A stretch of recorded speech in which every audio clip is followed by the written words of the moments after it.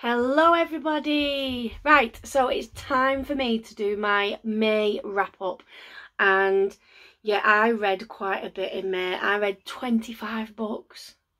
Jeez. However, before you start thinking that I didn't sleep or eat for the whole of May, I think 5 or 6 of them, definitely, at least, were actually short stories or novellas. So I've not actually read as much as you might think I have. And out of those 25, just to give you a few little stats to see how the month went, I'm going to have to read this because I don't remember them. So only 2 of those were 5-star, which I think is crap, basically. I had 12 4-star, which is good. 7 3-stars, 3 2-stars, and yay, 0 1-stars. Yeah, I did fall into a bit of a reading slump. In fact, it kind of felt like the whole of May I was battling this, like, you know, I'd kind of be going down and then I'd fight back up a bit and then go down again. So it wasn't the best of months for some reason. I've no idea why.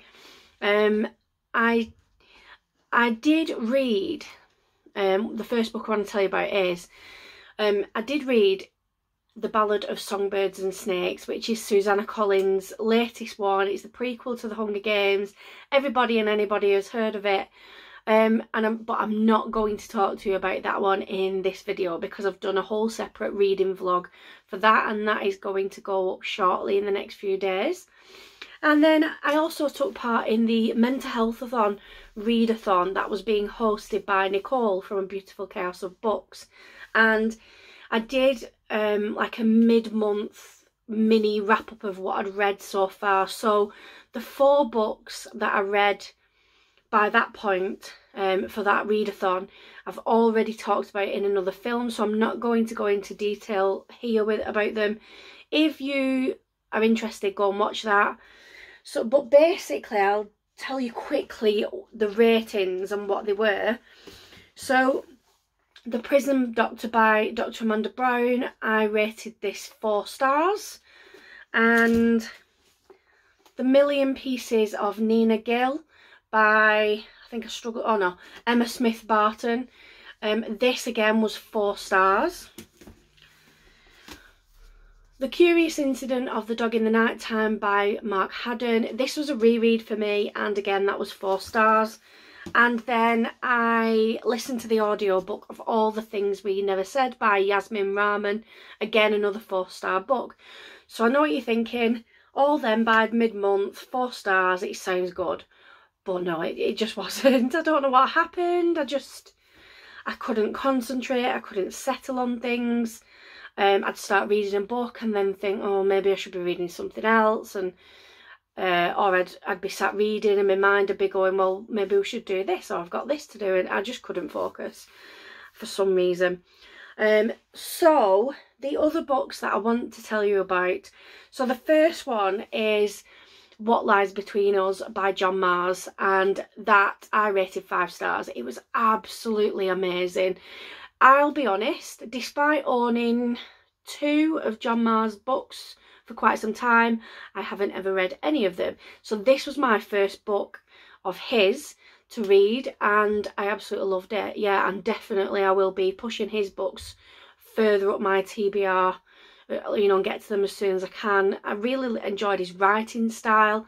It was a thriller where the kind of the bit we get told initially, the synopsis, was that the daughter keeps the mother prisoner in the attic, and she's in chains, like she really is a prisoner, and she's treated not badly but not well, basically, and the mother does try and escape a few times.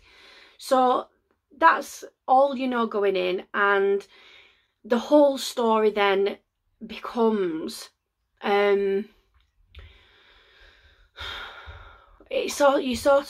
you get drip fed bits of information. So there's no like big reveal, there's no major kind of oh my god that's what happened moment.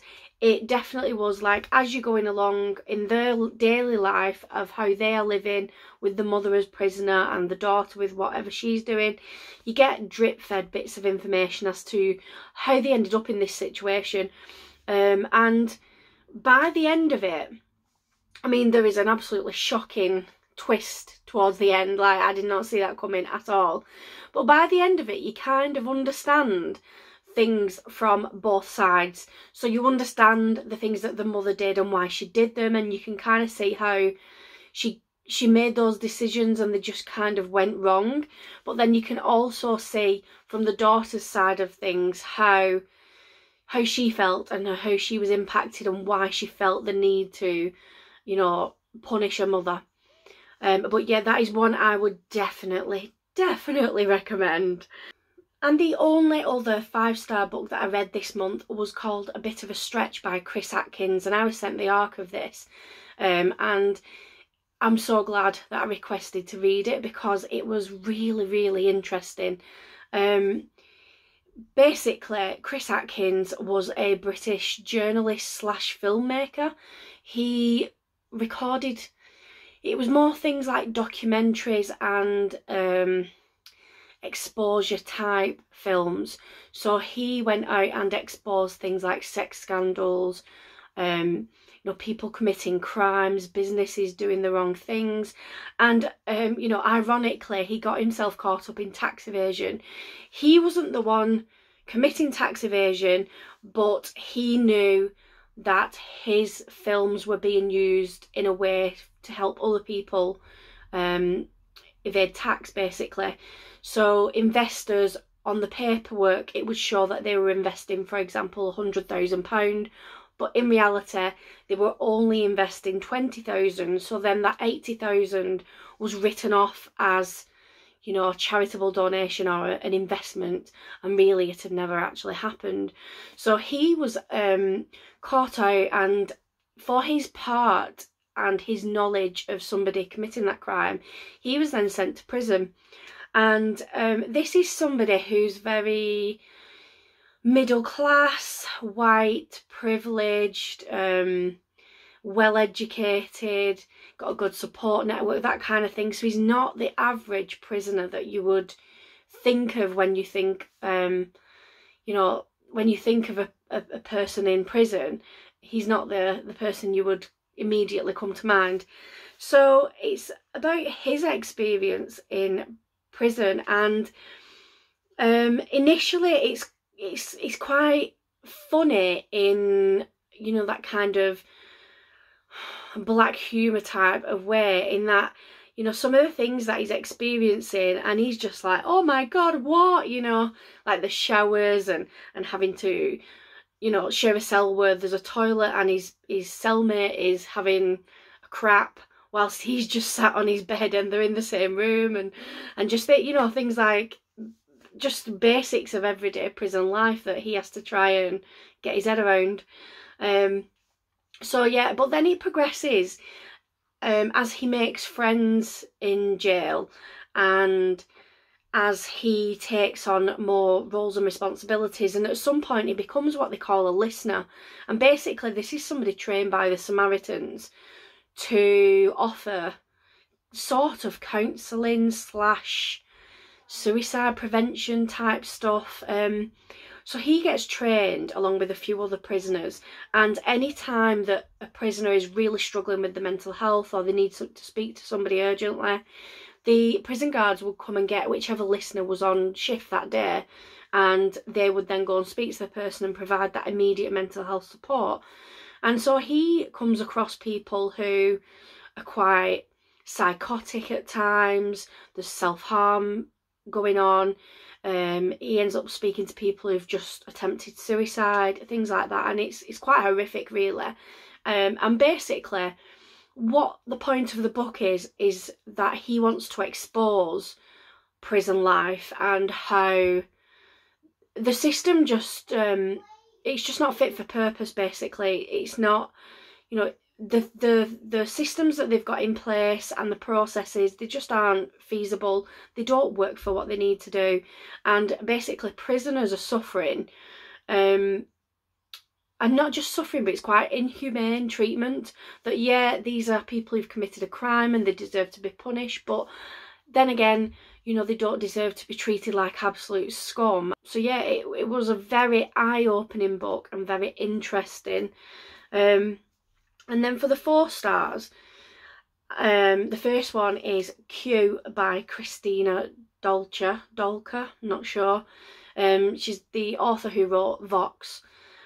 So in the same kind of vein, Q is a dystopian, and basically there's this kind of system in place in America where everybody is rated on their intelligence, and you know, they get this score, and if the score drops below a certain point, they lose privileges within society, and then if it drops even further, they get sent away to these kind of, they call them work camps, but they're very much like slave labour. People are treated really badly. They don't get any contact with the family.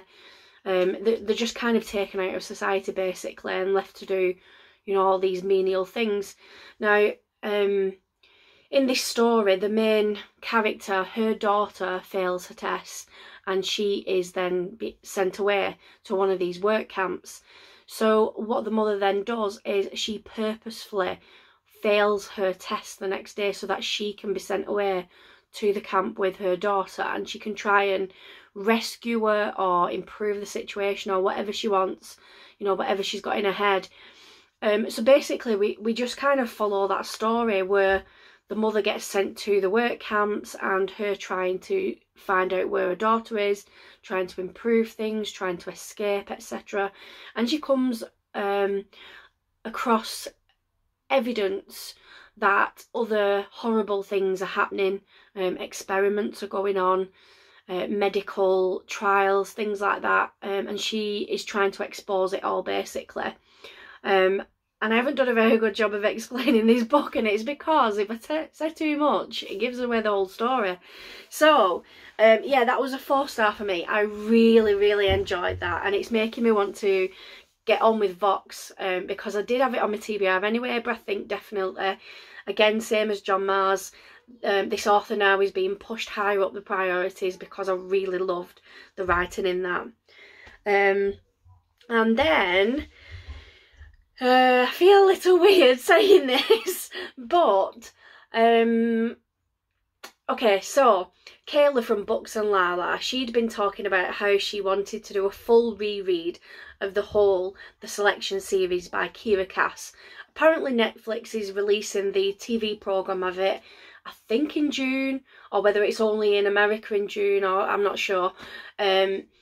So she talked about it quite a bit, and she said that it was one of her favourite series from a while back. And then other people were getting in on it going, oh yeah, it's a fantastic series, I loved it, blah, blah, blah, it's my favourite. So I'm like, well, it's not my kind of thing at all. It really isn't. Like, a bunch of people trying to be a princess, and basically it's like The Bachelor, only, you know, it's set in this kind of futuristic America.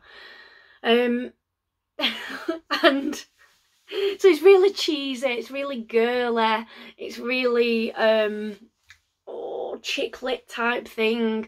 And I was like, I'll give it a go because everyone's going on about it, so I'll just try it, see what all the big deal is about. And yeah, so in May I read all 3 of the Selection books, as well as I think it was 5 novellas. I don't know why I couldn't stop. I did really enjoy them. The 3 main books, I rated them all 4 stars. The novellas, they were all 3 stars. Obviously with a novella you can't quite get into the story as well, you don't understand the characters as well, you don't get as good of a plot, I don't think.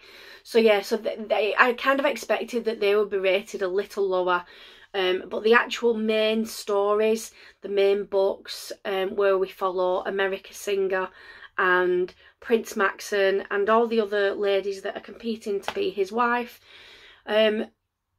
yeah, they were really good. I did enjoy them, and I've got to say, after some of the harder books that I've read this month, you know, especially the mental health ones, they were a very good palate cleanser, and I did enjoy them. And oh, guilty pleasure. Oh, and then just to continue with that kind of dystopian chick kind of princess theme, I read The Kingdom by Jess Rothenberg. Now this has been on my TBR since it first came out, and I purchased it with I got some money and some Waterstones vouchers last October for my birthday, and I purchased this meaning to read it straight away, and then just didn't. I just was reading other things, and I was in this massive slump.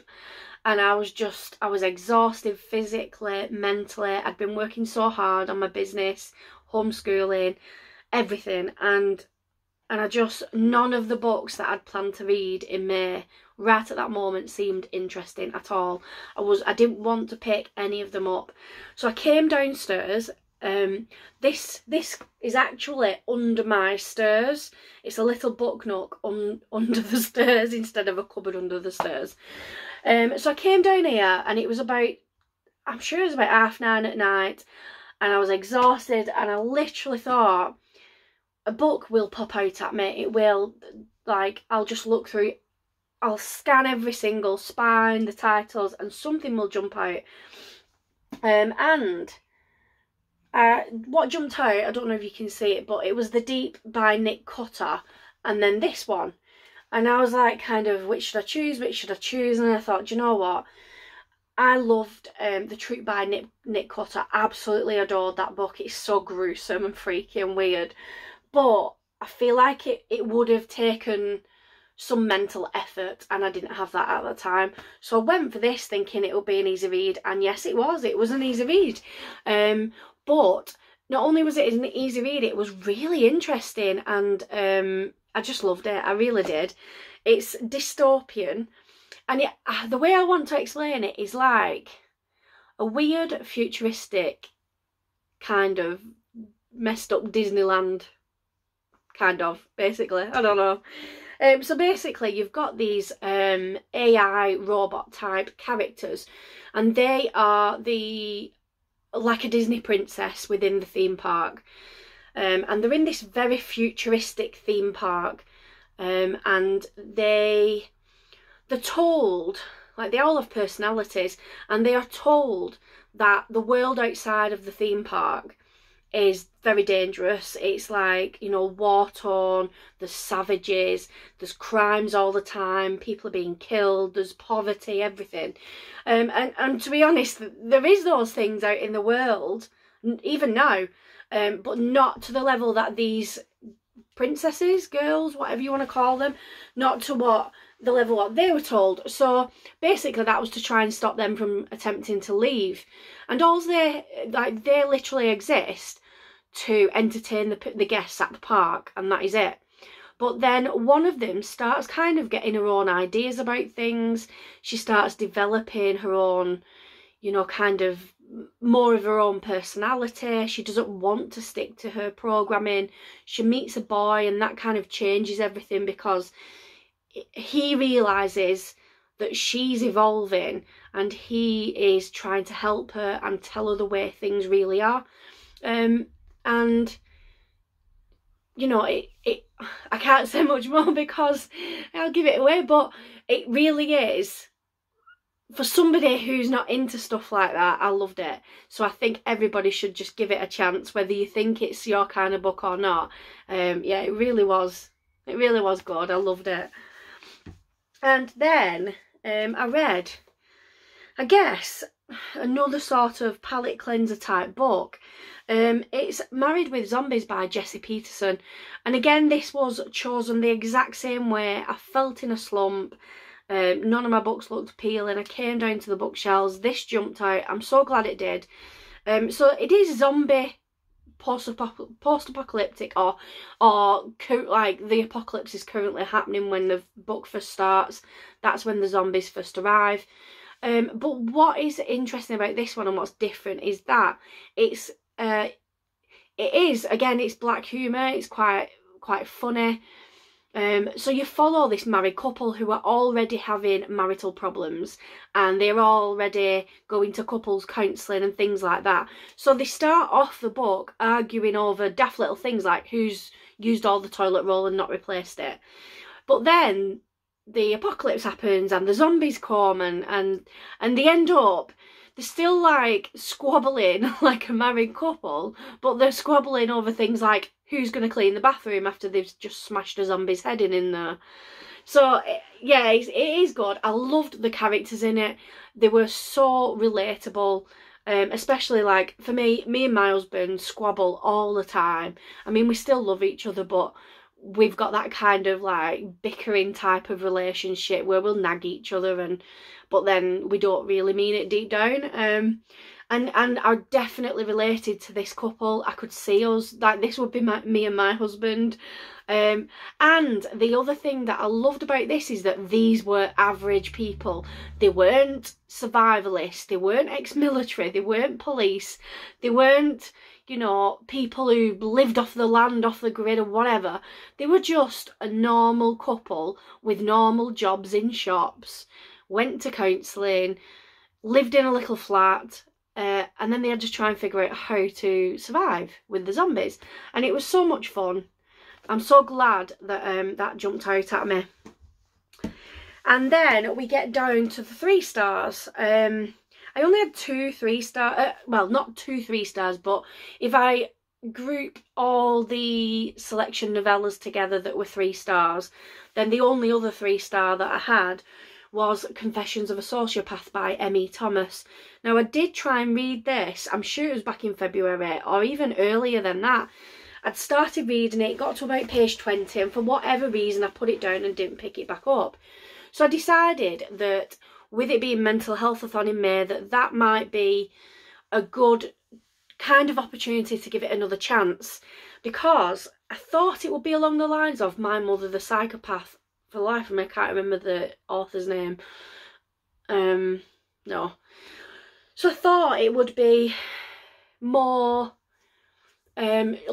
sort of like shedding light on what daily life is like when you've got this kind of mental health state, you know, mental health problem. I don't know what you want to call it. It sort of was a little bit. I mean, I guess I don't know what people expect with this book, because she is a sociopath, and the whole book is written very narcissistically. You know, she can do no wrong. Everybody, she just treats them like objects really for her to use. Her feelings aren't that real. She knows how to manipulate people. She basically brags for the majority of the book about how she manipulates different people to get what she wants, how she can control their emotions, how she can make them do things for her, how she toys with people as well. Like, you know, she will enter a relationship with somebody and specifically set out to get them to fall in love with her. So she reads all the stuff, like, you know, their body language, the things they're saying, and she manipulates it to the point where they're in love with her, and they you know, they can't think of their life without her. She has none of them reciprocal feelings, and she then purposefully breaks their heart in the way that she knows will be the worst way for that person. So you kind of go through the book hating her. But then there's also times when I thought it was quite sad, because she talks about how she's alone, basically. She doesn't ever feel love for anybody.